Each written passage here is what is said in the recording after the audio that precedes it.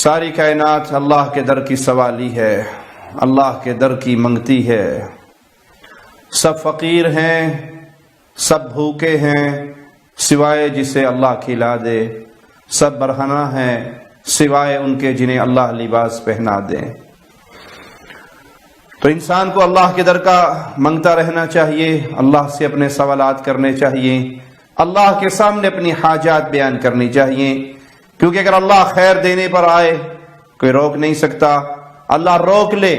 کوئی دے نہیں سکتا۔ مالک فرماتا ہے وَإِن يَمْسَسْكَ اللَّهُ بِضُرٍّ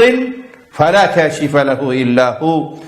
اگر اللہ تجھے کوئی آزمائش میں ڈال دے، کوئی پریشانی میں ڈال دے، کسی تکلیف میں مبتلا کر دے، تو اس تکلیف کو دور کرنے والا فَلَا كَاشِفَ لَهُ إِلَّا هُوَ، اللہ کے علاوہ کوئی ہستی نہیں جو اس تکلیف کو تجھ سے دور کر دے۔ وَإِن يَمْسَسْكَ بِخَيْرٍ، اگر وہ بھلائی دینا چاہے، تیرے لیے خیر کے فیصلے فرما لے، فَهُوَ عَلَى كُلِّ شَيْءٍ قَدِيرٌ، تو وہ ہر چیز پہ قادر ہے۔ اللہ کسی مصیبت میں ڈالے تو اللہ کے علاوہ کوئی مشکل کشا نہیں۔ اللہ تجھے کوئی خیر دینا چاہے، تجھے کوئی اس خیر سے محروم نہیں کر سکتا۔ اس مضمون کی آیات بھی بہت زیادہ ہیں، اور پیارے نبی صلی اللہ علیہ وسلم کی احادیث میں بھی یہ بات بیان ہوئی۔ آئیے پیارے نبی صلی اللہ علیہ وسلم کا فرمان سنتے ہیں، سنن ترمذی میں حدیث نمبر 2516 ہے۔ آپ نے فرمایا وَاعْلَمْ أَنَّ الْأُمَّةَ لَوْ اجْتَمَعَتْ عَلَىٰ أَن يَنْفَعُوكَ، یاد رکھو اس سبق کو، یہ پیارے نبی امام الانبیاء امام کائنات محمد الرسول اللہ صلی اللہ علیہ وسلم کا دیا ہوا سبق ہے۔ اگر پوری انسانیت، پوری امت اکٹھی ہو جائے کہ وہ تجھے کوئی فائدہ پہنچانا چاہے، کچھ عطا کرنا چاہے، لم ينفعوك الا بشيء قد كتبه الله لك، پوری امت اکٹھی ہو گئی تجھے فائدہ دینے کے لیے، تیری بھلائی کے لیے، تو رسول اللہ صلی اللہ علیہ وسلم کے الفاظ یاد رکھو، لن ينفعوك الا بشيء قد كتب الله لك، جو اللہ نے تیری قسمت میں لکھ دیا ہے اس سے ایک رتی کے برابر بھی کوئی زیادہ فائدہ نہیں دے سکتی۔ پوری دنیا مل جائے تیری بھلائی کے لیے، تجھے وہی بھلائی ملے گی جو اللہ نے تیرے لیے لکھ دی۔ وَلَوْ اجْتَمَعُوا عَلَىٰ أَن يَضُرُّوكَ، پوری دنیا اکٹھی ہو جائے تیرا بیڑا غرق کرنے کے لیے، تجھے مارنے کے لیے، تکلیفوں میں ڈالنے کے لیے، مصیبتوں میں ڈالنے کے لیے، آؤ فرمان مصطفیٰ سنو، پیارے نبی صلی اللہ علیہ وسلم کا اعلان سنو، لَمْ يَضُرُّوكَ إِلَّا بِشَيْءٍ قَدْ كَتَبَهُ اللَّهُ عَلَيْكَ، اللہ نے تیری قسمت میں جتنا نقصان لکھا ہے اس سے ایک رائی کے دانے کے برابر بڑھ کر تیرا نقصان نہیں کر سکتے۔ تقدیریں لکھی گئی، کلمے خشک ہو گئی، اللہ نے فائدہ لکھا ہے تو فائدہ ملے گا، اللہ نے نقصان لکھا ہے تو نقصان ملے گا۔ یہ توحید ہے، یہ انسان کی حیثیت ہے، یہ پوری انسانیت کی حیثیت ہے خالق و مالک کے سامنے کہ اس کے نصیب میں جو اللہ نے خیر و شر کے فیصلے فرما دیے اس کو وہی مل سکتا ہے۔ پوری کائنات مل کے نہ خیر کے فیصلے کو بدل سکتی ہے اور نہ ہی شر کے معاملے کو روک سکتی ہے۔ لیکن برا ہو ان لوگوں کا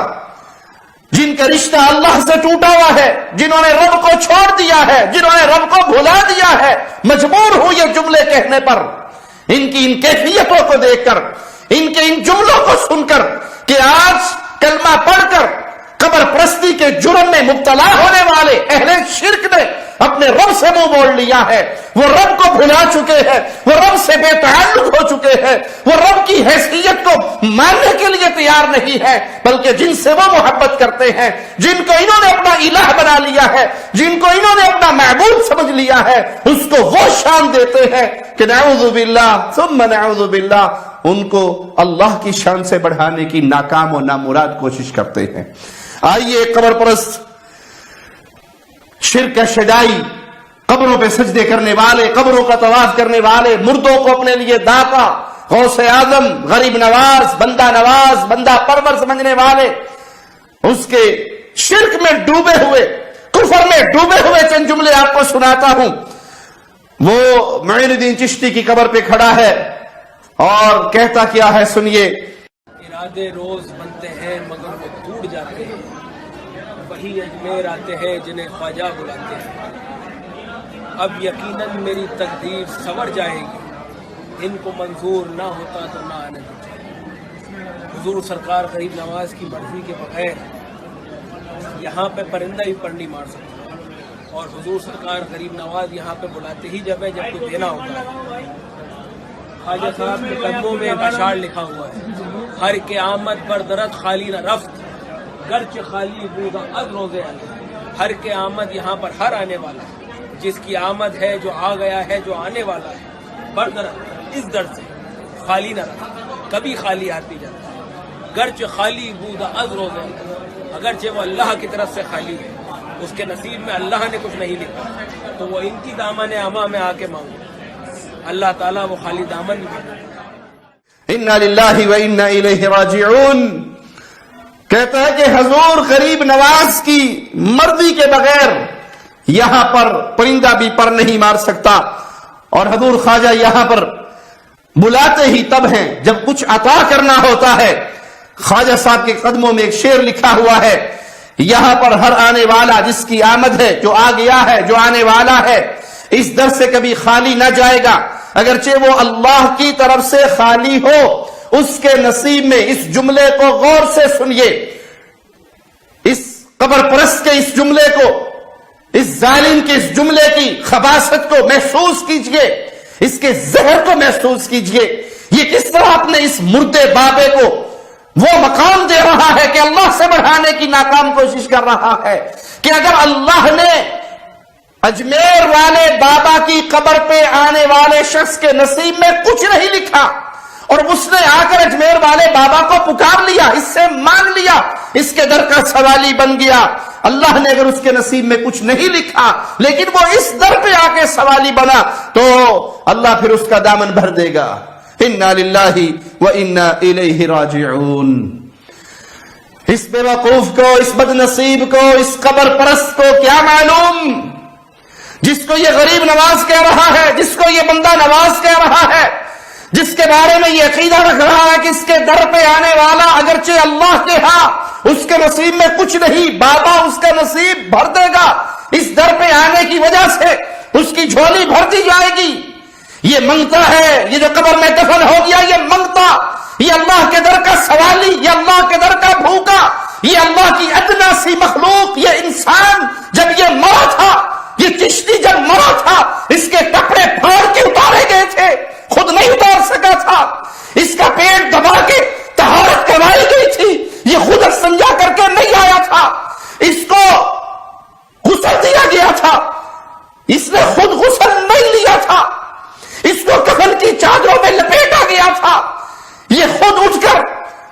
لباس پہن کر نہیں آیا تھا، اس کو 4 کندھوں میں اٹھا کر اس کی قبر تک لایا گیا تھا، یہ خود چل کر نہیں آیا تھا، اس کی قبر میں اس کو لٹکایا گیا تھا، چادریں باندھ باندھ کر اتارا گیا تھا، یہ خود نہیں اترا تھا، اس کی قبر پہ مٹی ڈالی گئی تھی، اس نے خود مٹی اندر نہیں بھری تھی، یہ محتاج تھا، یہ منگتا تھا، یہ کلاش تھا، یہ فقیر تھا، جس کے بارے میں تم نے عقیدہ بنا لیا کہ اللہ نے اگر نصیب میں نہیں لکھا اس کے در پہ آنے سے وہ تقدیر بدل جائے گی اور بابا جھوڑیے بھر دے گا، اور بابا بلاتا ہی اس کو ہے جس کو عطا کرنا ہوتا ہے، بابے کی مرضی کے بغیر یہاں کوئی پر نہیں مار سکتا۔ انا للہ و انا الیہ راجعون۔ آؤ قرآن حکیم کے الفاظ پہ غور کرو، والذین یدعون من دون اللہ لا یخلقون شیئا وهم یخلقون، جن کو تم اللہ کے علاوہ پکارتے ہو انہوں نے کسی چیز کو پیدا نہیں کیا، کائنات میں ایک مچھر کے پر کو بھی اس چشتی بابے نے نہیں بنایا، اس پیر نے نہیں بنایا، ایک مکھی کو پیدا نہیں کیا، یہ کسی چیز کے خالق نہیں، وہم یخلقون، یہ مخلوق ہے اللہ کی، ان کو آنکھیں اللہ نے دی، زبان اللہ نے دی، جسم اللہ نے دیا، عزت اللہ نے دی، رزق اللہ نے دیا، پیٹ پالنے کے لیے جو کچھ زمین سے انگوریاں نکلی اس کا پیٹ بھرتا رہا، یہ اس انگوری کو نکالنے پر بھی قادر نہیں تھا، اس کا خالق بھی اللہ تھا۔ تم نے زندہ اللہ کو چھوڑ کر کتنے الہ بنا لیے، اور وہ بھی مردے جو قبروں میں دفن ہو گئے، منو مٹی کے نیچے دبا دیے گئے۔ ان کی کیفیت قرآن سے سنو۔ اگر ایمان پلے ہے، قرآن پر یقین ہے، تو آؤ کلام الہی سے سن لو۔ یہ کون ہے؟ اموات غیر احیاء، یہ مردہ ہے۔ تم سمجھتے ہو یہاں کوئی پر نہیں مار سکتا؟ یہ اپنے ہاتھ استعمال کر کے طہارت نہیں کر سکا تھا، پر مارنا تو دور کی بات ہے۔ اس کی شرمگاہ کو ایک لوگوں نے دھویا تھا، اس مردے کی شرمگاہ کو یہ اپنی شرمگاہ کو نہیں دھو سکا تھا۔ اموات، مردے،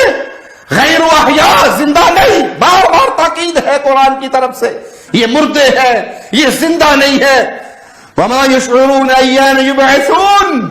یہ کس طرح کے مردے ہیں؟ انہیں تو یہ بھی شعور نہیں ہے اٹھایا کب جائے گا۔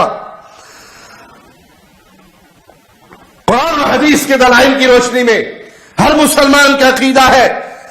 کہ مرنے کے بعد پھر اٹھایا جانا ہے،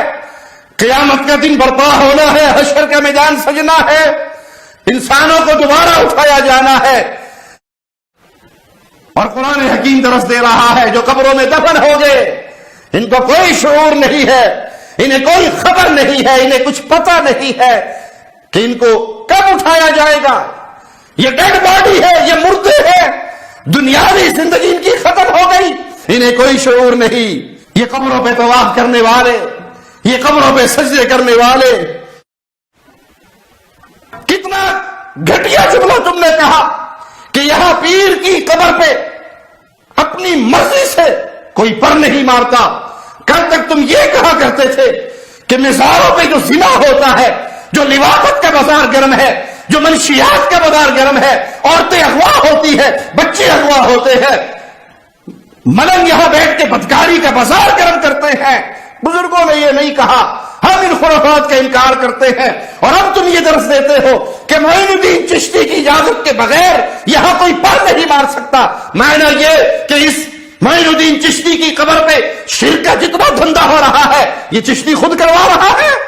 اس کی مرضی سے سجدے ہو رہے ہیں، اس کی مرضی سے طواف ہو رہا ہے، اس کی مرضی سے شرک ہو رہا ہے، اس کی مرضی سے یہاں پہ بھنگ کے پیالے چلتے ہیں، یہاں عورتیں اغوا ہوتی ہیں، یہاں بچوں سے بدکاری ہوتی ہے، یہاں زنا کا بازار گرم ہے، یہاں پہ عورتیں ناچتی ہے، ڈانس ہوتا ہے، زلزلے ناچتے ہیں، شرک بھی ہے، بے حیائی بھی ہے، بے غیرتی بھی ہے۔ اگر یہاں بابے کی مرضی کے بغیر